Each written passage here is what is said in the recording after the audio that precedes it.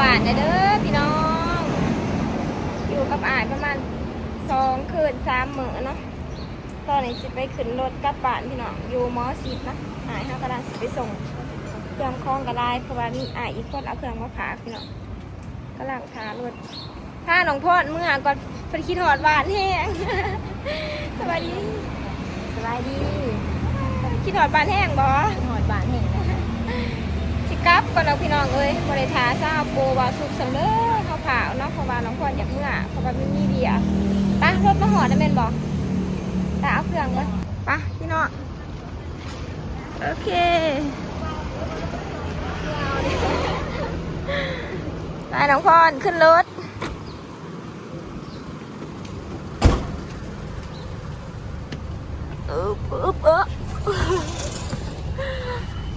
ปัดตับนั่งน้ำเหรอ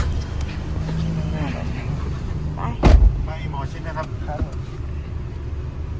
พี่น้องตอนนี้มาหอดคิวรถแต่เนาะคิวรถมอสิบ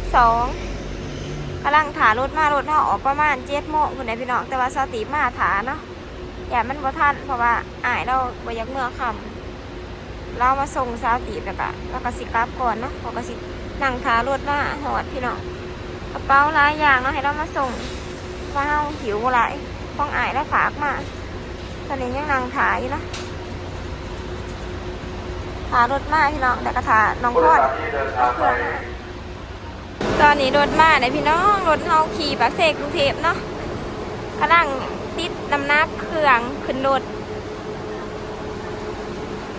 หอดลายเฮาลงปากเสกเนาะลงรัก3 บอลเฮาขึ้นมองเก่าน้องพอดจะได้เดินทางหมดคืนอีกแล้วเมื่อยพี่น้องไปถามเบิ่งตอนเขาขึ้นรถเนาะพี่น้องพี่น้องตอนนี้เขาจะจอดให้เฮากินเขาเนาะในหนึ่งได้ไปใส่เด็ก จอดแวะกินเขาแวะเข้าห้องน้ำเนาะแล้วก็เดินทางต่อพี่น้องฝนตกแห้งฝนตกลิ้นเลยเนาะเมื่อคืนได้มาเนี่ยไปเขากินเขาก็เด้อสาวพี่น้องเขาจะให้หน้าที่เวลาน้อยหนึ่งเนาะ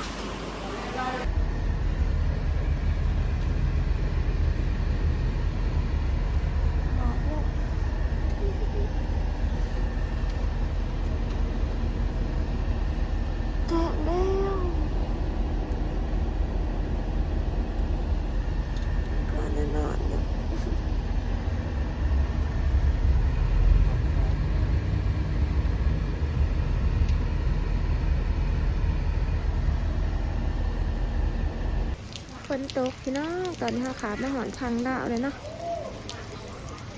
ขย่อเขาฝนตกตั้งแต่เมื่อคืนนี่คุณตอนนี้ก็นั่งถารถเนาะถ้าจำบัดเดี๋ยวไปถารถเพิ่นยังอยู่ฝั่งนั้นอยู่ถ้าจำบัดเดี๋ยวมาถ่ายฟัง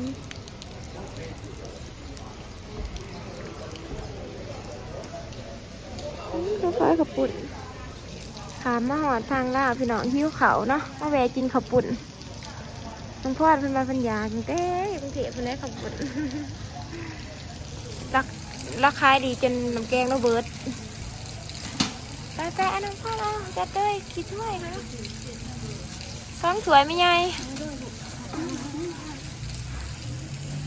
กินห้องของนะทำหมอดปากเซ่โทรหาพ่อจะได้บ่โทรหาเราตีจะไหนก็หอดกำลังโทรหาป้าดขับปุ่นได้เป็นตะเสบบ้างก็สิมาถ่ายรีวิวขับปุ่นได้ก่อนอันนี้คล้ายถั่วจังไรนี่ไม่ใหญ่โอ้เอา2 ถ้วย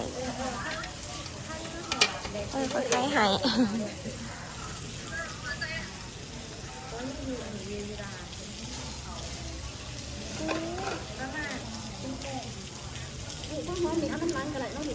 โดยแกงก็จะเสบได้พี่น้องโอ้ตอนเน้นๆเลย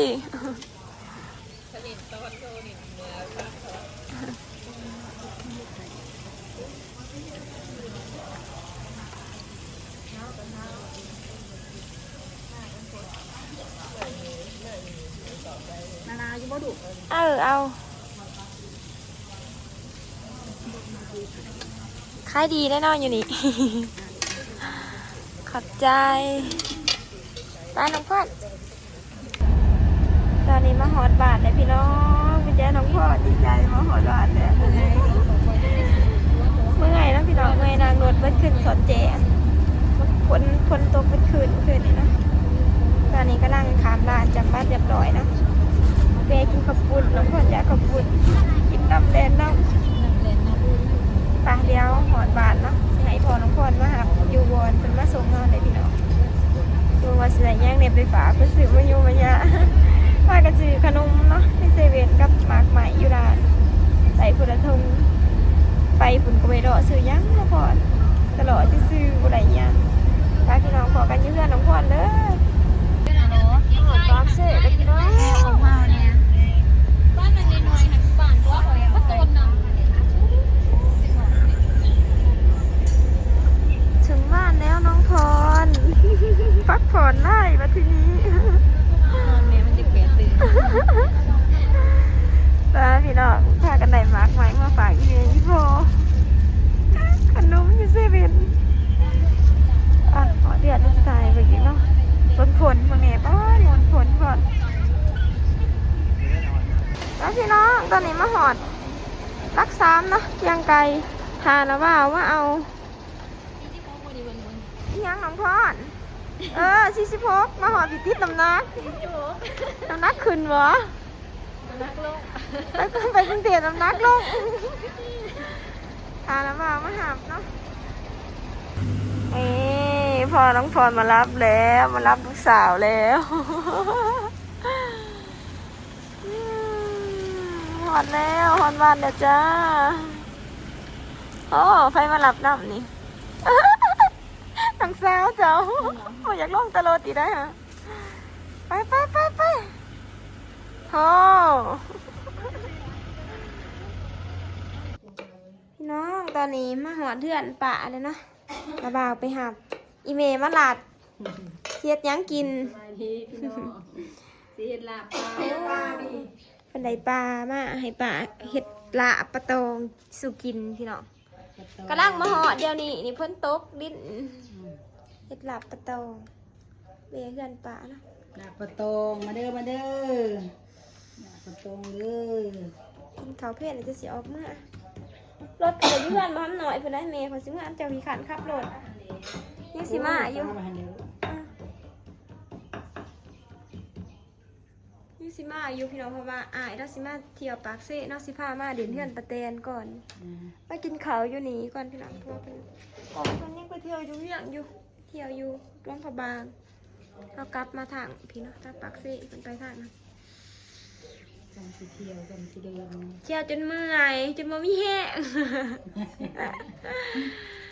จะเป็นวินเป็นเมาไปเด้อได้แต่มือไปวันนี้อาทิตย์หนึ่งขี่รถขี่รถคุมือเพื่อนกะข้องนั่นอันนั้นกู้อันนั้น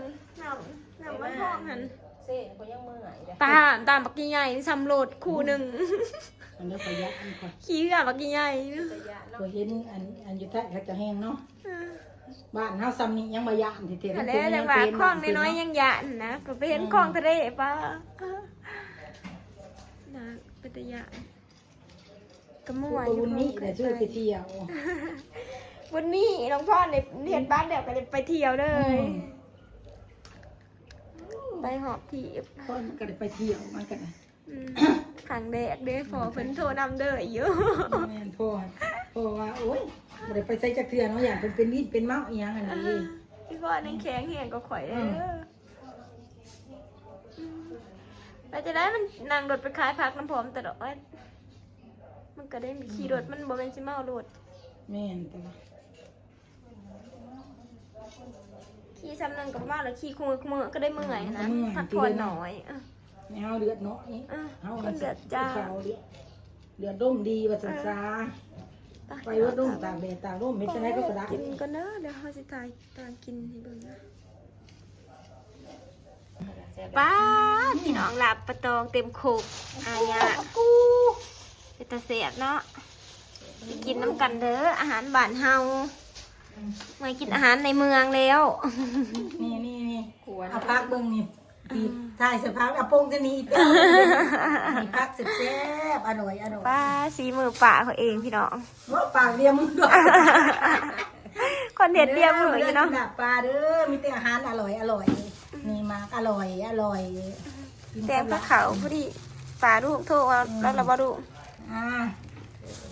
ลาบปลากินแบบจะสิเมื่อบานพี่น้องเอ้ย เปรี้ยวเผ็ดเดี๋ยววงบ่ะเผ็ดแล้ว เรียกว่าผิดนี่เรากินเผ็ดบ่ได้เลย เนาะ